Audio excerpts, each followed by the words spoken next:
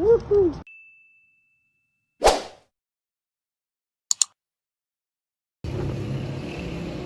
Ito ngayon, pinturahan na natin. Itong last look ng raw finish niya. Ayun, ganda ng pagkaroon niya. Akala nga ng iba, may kalawang, may melding. Ayun.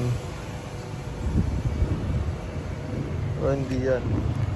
Kinalas ko na, hindi ko na pinakita paano kinalas. Alam niyo yun. Ayun, yung purpose lang na binlog ko. Actually, medyo ano rin ako. Medyo nasasayangan. Kaya 2014 pa to, ngayon na pipinturahan. Pero gusto ko talaga puti or chrome. Alam ng lahat na kakilala sa akin yun. Ganun lang ako mag-bike, chrome o puti. Nakakotse, yun, puti lang din or gray, ganun. Mga dark, hindi ako mahilig. So ito ngayon, pipinturahan ko.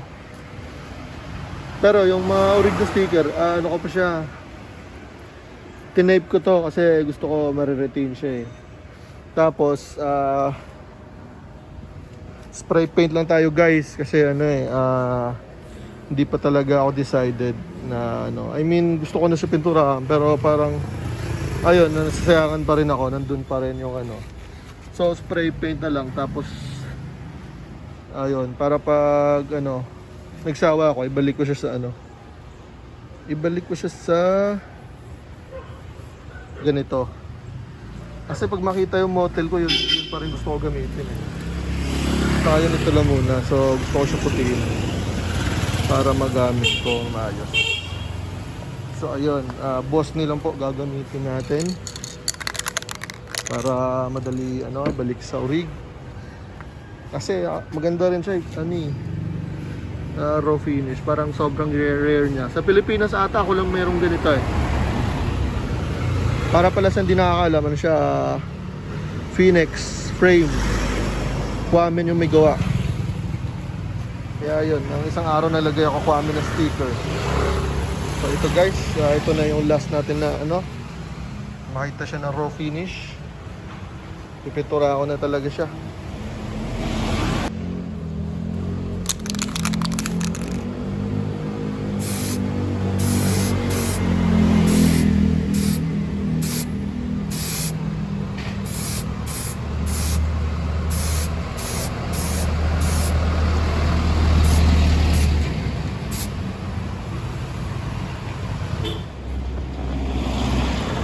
Ito guys, puti na siya. Ayun, sadyang hindi ko tinanggal yung chain kasi ano eh, once kasi kalas kabit, di ba, ano, lumuluwag na.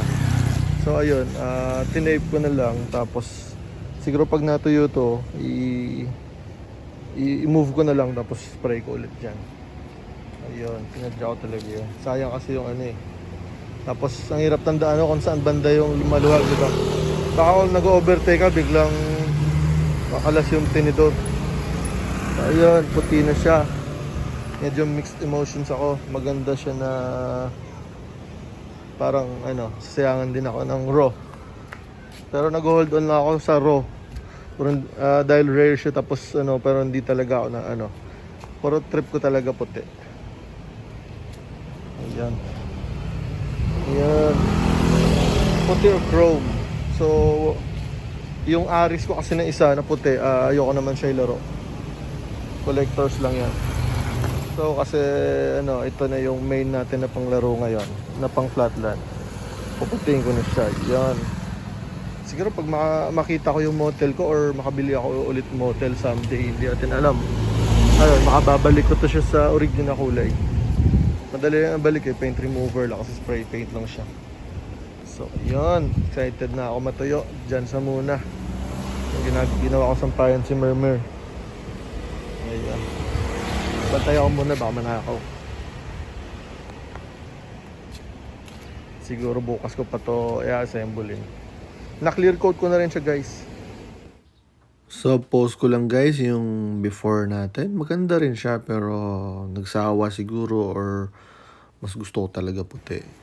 Ito, na-assemble ko na siya. Hindi ko na ipopost paano assemblein kasi alam naman halos ng lahat paano mag-assemble. Ayun. Ito tuwang-tuwa yung may-ari. Ang tuwa ako. Yun, feeling ko may bago akong laruan. I mean, parang bagong bili. Ayan ay yung itsura niya. Pogi. So guys, thank you sa panood ha. Ito, na-test drive ko na rin siya. Nice, papo. Yun. Salamat Ayos. sa panood ulit ng vlog. Pa-like na lang and subscribe. Thank you.